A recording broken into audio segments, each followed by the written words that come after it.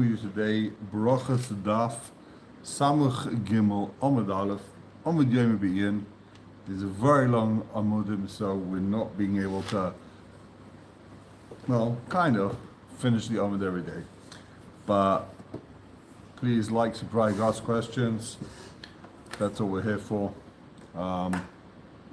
We are learning today the Lunis Bracha Bas Rabbi Yehuda. And we are on Samach Beis Amud Aleph, around halfway down the page. Says the gemorah, Tanya Hillel HaZaken, says the great Hillel, the elder, not Beis Hillel, Hillel himself. B'shas hamachnisin pazer, the time where everyone's gathering, spread it out, give out. So what does this mean? Piles of wisdom. B'shas hamachnisin pazer, in a time where where everyone's holding in, so give it out. What does it mean? Take a look in Rashi. B'shas hamachnisin. If there's a generation, or there's a time period, where people are teaching Torah, so you go ahead and you teach Talmidim. In other words, no one's doing it, you do it. Someone's got to teach Torah. That's what we're here for, right? So in this generation, I was thinking about it in the gemorah, like, so what does it mean? So in this generation, what's it then? Let's keep going. Well, you'll see my dilemma. In a time where everyone else is spreading it out, when everyone's just teaching wisdom, you gather the wisdom. In other words, go against the flow. It says Hillel HaZaken. Don't do what everyone else is doing. If there's no need for you to teach Torah, there's tons of people teaching. So there's no reason for you to teach. Keep quiet. Learn, gather more wisdom. Rashi says, B'shas ha'mefazrim, sha'gedolim sheb'dor ma'bitin Torah. B'shas ha'mefazrim, meaning, if the gedolim, if the great people of the nation, the great Talmid Chachamim, they are teaching Torah, says the gemorah, kanes, you gather wisdom. Meaning, you gather in more wisdom, and don't go ahead and be haughty and be arrogant and try and rule over them with your chachma, with your wisdom.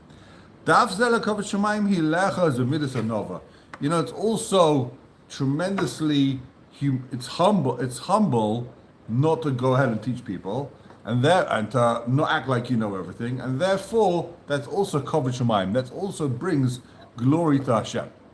So in other words, sometimes the glory to Hashem you give is by teaching Torah, by teaching Hashem's wisdom, and sometimes the glory to Hashem is by not teaching. Depends on the demand, supply and demand. If there is plenty of people teaching rabbinical Torah, you don't need to go ahead and do it. You're fine. But if there's no one doing it, so you do it. You teach, because people have to learn at the end of the day. So I'm thinking to myself, how do you look at this generation? Like, should I be giving this shir? You hear this? Like, there's plenty of shirim out there. Is this a time of pizuch chachamim, or is it kinnis chachamim? Are the gedolim teaching Torah, or are they not teaching Torah? So what should I be doing? I don't know. Let me know what you think.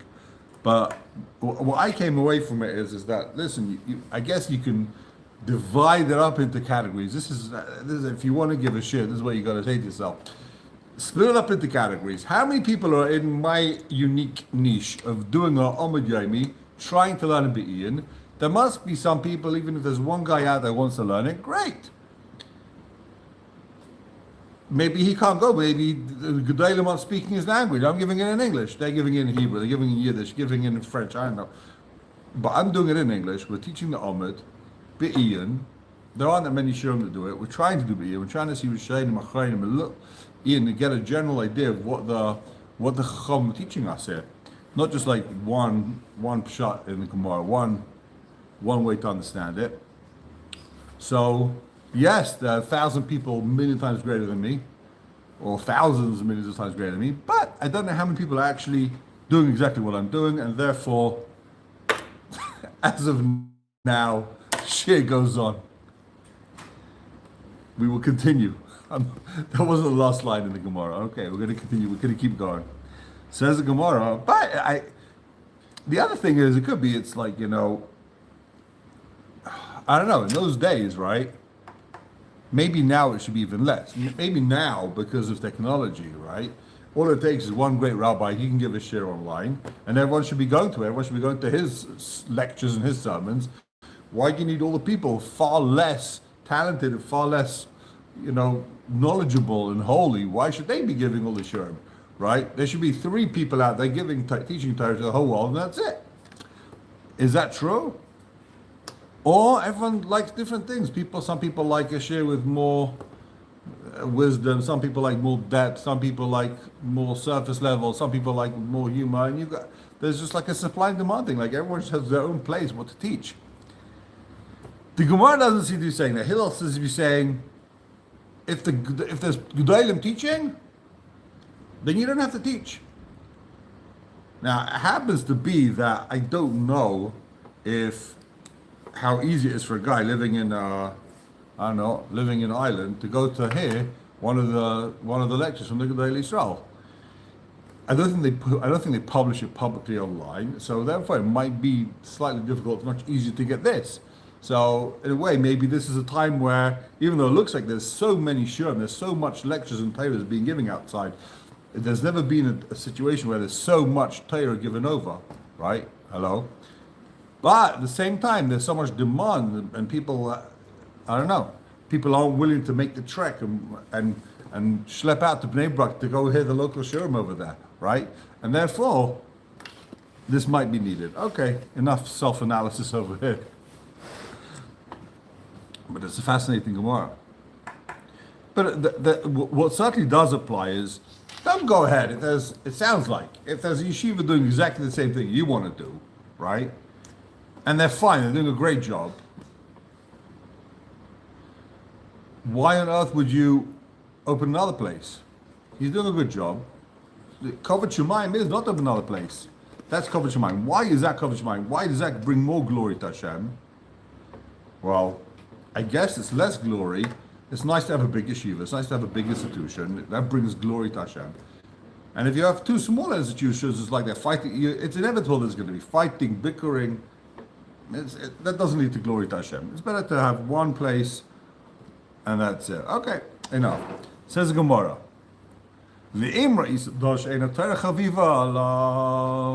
If you see there's a generation that ain't a Torah chaviva, they're not interested in learning Torah.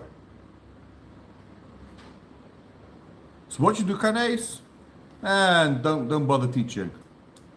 Gather it in, gather more Torah for yourself.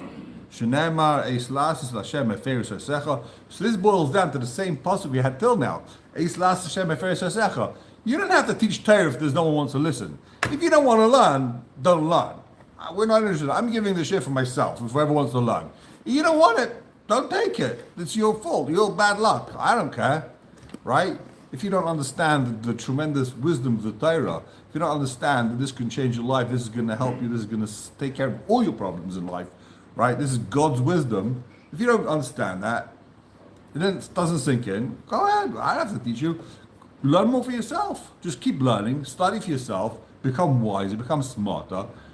If the first principle of self-help is the guy's going to want to help himself, right? The first principle of Chachma is you've got to want to learn. If you don't want to learn, so forget it, right? We're not here to force anything down your throat. So that's interesting, but it's interesting that it goes to feed the generation. And when you say, if you see that the generation that don't want to learn, you see this thing, it looks like that there's waves. Sometimes there's going to be generations where people are gagging for Torah. They want it, they need to learn Hashem's wisdom. And some generations, they don't want it. It maybe also goes to feed countries, I don't know. So it seems to be here that goes to feed the generation. I don't know how you guys got to go ahead and make a judgment on the whole generation. Well, I guess what it means is you can't go ahead. Back in the time of Chazal, you couldn't do a survey. I'm just thinking out loud. You could do a survey, right? How many people in the world want to learn Torah? You knew your neighborhood. You knew your. So it means if the people in your generation, in your neighborhood, want to learn, teach them. If there's a demand, teach. If there's no demand, don't teach. It's that simple. Makes a lot of sense, right? Dorish Bar Kapra. Bar Kapra now has a drasha. Zolis kibaitz k'neimine. Rashi says what it means. Zol means cheap. When schira goes down in value, k'neimine, buy it. In other words, what does this mean? Technically, it means obviously if you see that right now it's very cheap to buy whatever it is, buy wheat, so buy a lot of wheat, and the price goes up, you'll sell it. Everything goes up eventually, right? So if something's cheap, buy. But what the Mepharshim is saying, what he's saying is that if you see the Torah is cheap, you see people aren't interested in learning Torah, right? There's no demand. People are not interested.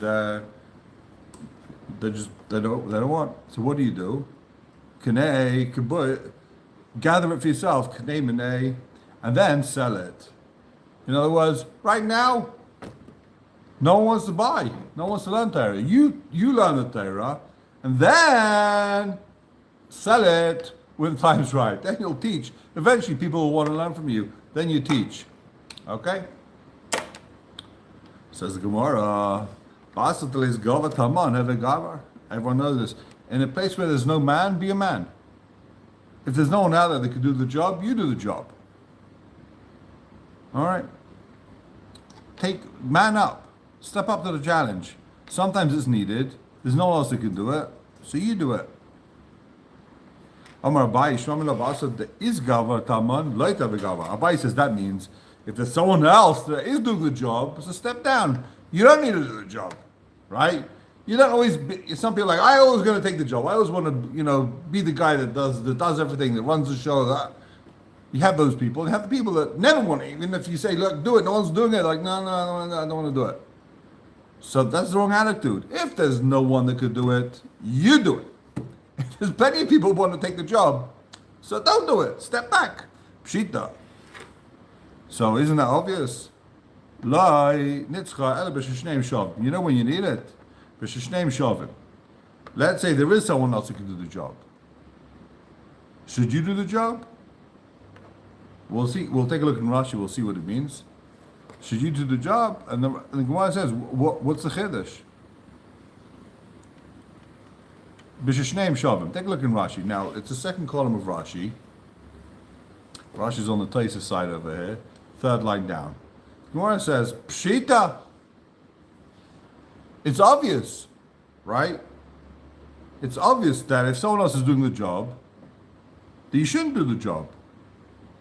Pshita, hada bai lamali. What do you need Abai's chiddush for? Abai says, if there is someone there, then you step down. That's bullshit, no?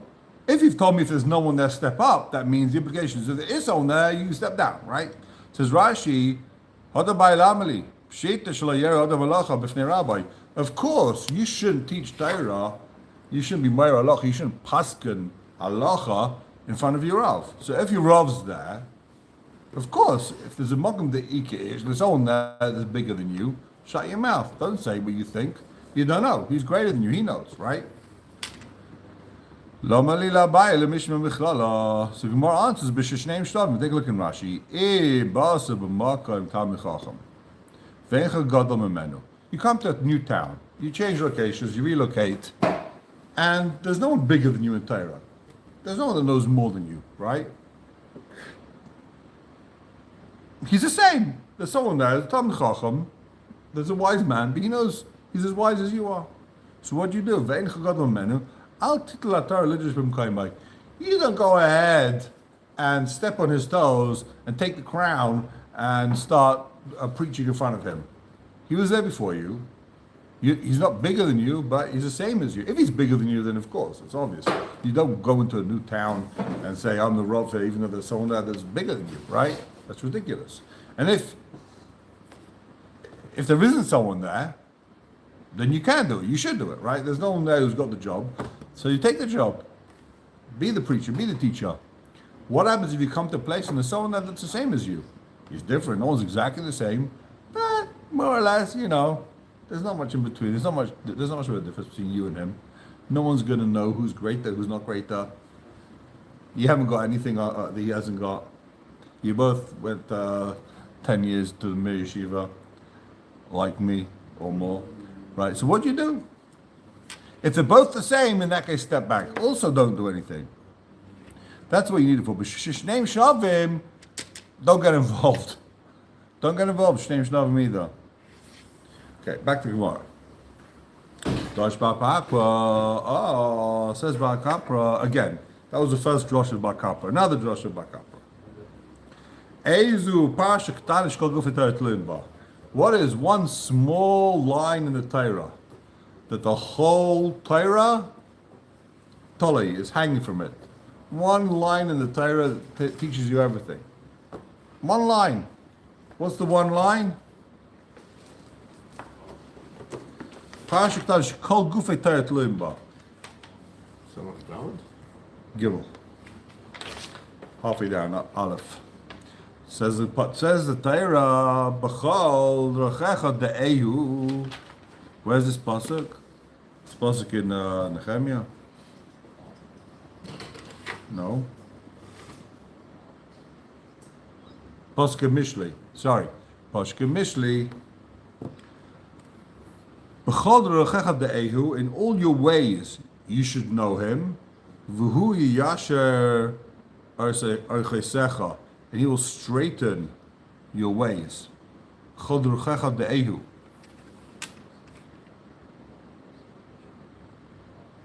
So take a look and watch. What does it mean? Chodruchecha de'ehu. In everything you do, de'ehu tein leiv im tzerech mitzahu. Everything you do in life, de'ehu. Literally, translation means is know him. But it says Rashi, what does it mean? Everything you do, think about, is this a mitzvah or is this not a mitzvah? So the Rishonim explain that everything you do is either a mitzvah or an avera. You have breakfast in the morning, it's either a positive commandment or it's an avera. Meaning, so the Chaim always explains like this. You can make it. You can make it positive or make it negative. So Chaim always explains like this. There's three categories of things you could do. There's mitzvahs, there's averis, and there's rishus. A mitzvah is a positive commandment. Hashem says, go ahead and sit in the sukkah, go ahead and put on tefillin, go ahead and pray, go ahead and learn, study Torah. That's a mitzvah. Okay, that makes sense. Then there's negative things. Hashem says, don't eat pig, don't eat crab, don't eat this. Okay. So don't worship idols. That's the big one, right? You know who I'm talking to, right? Don't worship idols. So, huh? Someone just posted about idolatry. Yeah. So that's the mitzvah's essay. That's the mitzvah's lice essay. But then there's rishus, things you're allowed to do. You're allowed to eat some gefilte fish and You're allowed to have a tuna bagel, right? It's rishus. Says the Chaim, even the rishus, it's either you're eating more than you should be eating, in which case it's wrong. It's not a vera, but he says you're warned, don't do it. Don't eat till you're sick, don't eat more than you need, or you're eating exactly what you need to live, in which case it's advisable, right? And anything that's advisable is basically a mitzvah, right? So therefore everything is really either a mitzvah or an averis. Everything you do, everything you do, you should first think, am I drinking this for a mitzvah or is this an avera? Is this because I'm thirsty and my mouth is dry and I need to drink something, and it'll clear my head. I won't be thinking about it every second. Yes, so it's a mitzvah. Or it's an avera. You're just doing it because you want to enjoy the Pepsi, right? And you don't need it at all. It's bad for your teeth. It's bad for your stomach. It's bad for your weight line. It's bad for it's bad. So everything falls into either good or bad. Rava says even when it comes to an avera, you're doing an avera, you're sinning. You should also do it L'Shem Shemayim. Says Rashi. What does that mean? K'gayin Eliyahu bar Carmel. Avar Leah. Eliyahu Novi in Har Carmel, right? The famous story that Elijah the prophet, he stood there in front of the Nevi'ah Baal, and Nevi'ah Baal, he goes ahead, they pour water on this carbon, they pour again and again and again, they pour buckets and buckets of water, and then a fire comes down from heaven and licks up his carbon. And Nevi'ah Baal, the screaming to their idols, he says, maybe you're sleeping, scream, they're screaming the whole day, the whole night, and the miracle happens, crazy miracle, right? But, says Rashi, it was B'mokum Isabamus. He did it in a place where he wasn't allowed to bring a carbon. So it was really, technically, it was not Ve'era. But he did it in Shemayim. Yeah. He did it in Shemayim. So sometimes, you could do it for good reasons. Says gemorah, you should always teach your kids business, a job that's Nikiya Vakala, clean and easy. Get a job that's clean and easy. Get an office job with good air conditioning. That's what he's saying. What does it mean? I'm kidding. That's not what it means. Nikiya doesn't mean clean, that you don't get dirty. Doesn't mean that it literally means, technically means Nikiya. The Mefarshim, it means Nikiya Megeza, clean of Geza. You don't take a penny from anyone that you don't need. No lies. Don't open a pizza store if you have to tell the guy the pizza's going to be delivered in half an hour when it's going to take you an hour and a half, right? That's not a way to run a business. That's not Nikiya. If you got to lie to make your business, you got to cheat, that's bad. We're going to see in a second. V'kalan, easy. Easy means easy for you physically. It's not a hard job. You don't break yourself. But it's kala. But it's Nikiya. You're not robbing anyone. Mahi, give me an example. So Rav Chisda machde the Talmud saw. Rav Chisda used to do embroidery. Embroidery, it's easy. It's not back-breaking work. And it's Nikiya, it's honest. The Mepharshim saying, why is embroidery the example? Why not someone that sews? So he says, because when you sew garments for people, you cut off pieces, you cut off here, you cut off that, there's waste, and you chuck it in the garbage, and you stole a bit of fabric. Instead of giving it back to the guy, or instead of, turning it into a belt or whatever it is, I know in some places, I'm in the textile business, and it's very common, you take fabric to people to sew, you give them a roll of fabric, hundreds of meters, and this goes on everywhere. I've checked it out. They'll sew you 100 sets of whatever it is, 100 tablecloths. They always have a little bit at the end. They make their own tablecloth out of it. They always end up stealing a little bit of fabric. In Israel, it's a bit worse maybe, because we send our fabrics to be sewn with, who? Yeah. So says the gemorah, Tanya. Rebbe Yomer, lama nismecha parshas Nazir parshas Saita. Why is the parsha of Nazir next to the parsha of Saita? Why are they together in the Torah? So again, the Nazir is a guy like Shimshon and Nazir. A guy says, I'm not going to drink wine. I'm not going to drink wine. He has to grow his hair. Gesundheit. Wow. Have a drink. Thank you. I say what I said. Why is that next to Pasha Saita? Loi Melacha, to teach me. Shekal ha'roya Saita kula yazir atzmi min hayayin. If you see, now what's the story of the Saita? The story of the Saita is a woman her husband accuses her of being adulterous. So what she used to do in the Beit time is the holy temple, the Beis Hamikdash, used to give her a cup, used to give her a drink. Huh? Beitar. You can say Beitar. No, what are you talking about? With the bar, what? I thought you just said Beitar. No. So they used to give this woman to drink from the cup, where they put the name of Hashem dissolved in the cup of water, and if she was faithful, then her stomach would be blessed and she would have children, and she would stay with her husband. And if not, then she had a rather nasty demise. So someone who saw this Saita in her demise, right? So why is it next to the parsha of Nazir? To tell me that if you see a woman who's in a demise after she drank from the cup, then you should never drink wine again. It's such an important principle in life. Meaning, you should become a Nazir, never touch wine again. Why? What's going on over here? Because you see a woman, right? And the Mepharshim saying, you see a woman that she was unfaithful. Why was she unfaithful? Most likely, she drank wine, he drank wine, they became lightheaded. Even if she didn't, but you see a woman who's in her demise, and you know that means she was unfaithful, then that was going to trigger in you a lack of respect and a lack of seriousness in the subject. You'll think like, oh wow. Even though you see her being punished, even though you see someone suffering, and you should go ahead and say, wow, I've got to be extra careful not to play around, right? That's what you should naturally think.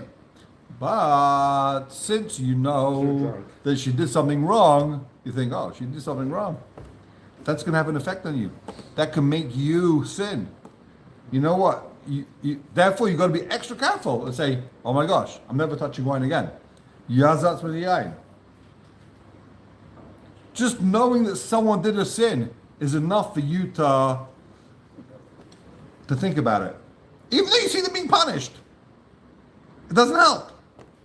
You see a guy being punished, it's like, oh my gosh, stay away from it. No, that's not enough. You got to turn that thought into an action. It's not enough just to think it. It's not enough just to think, oh my gosh, I've got to be extra careful. Look, she's in her demise. She sinned, right? You've actually got to turn that into a physical action and not drink wine anymore. Of course, we always drink wine. Wine's a holy thing. It's good for you. It relaxes you. There's a reason why Hashem created wine. It makes you happy. But it can bring you to sin also. And therefore, if you see a Seita B'Kula, Yazat M'nei.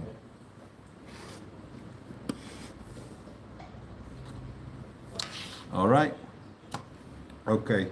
I guess we're going to have to end over here because it's time. All right. Thank you very much for your wonderful comments and listening. Have a wonderful day.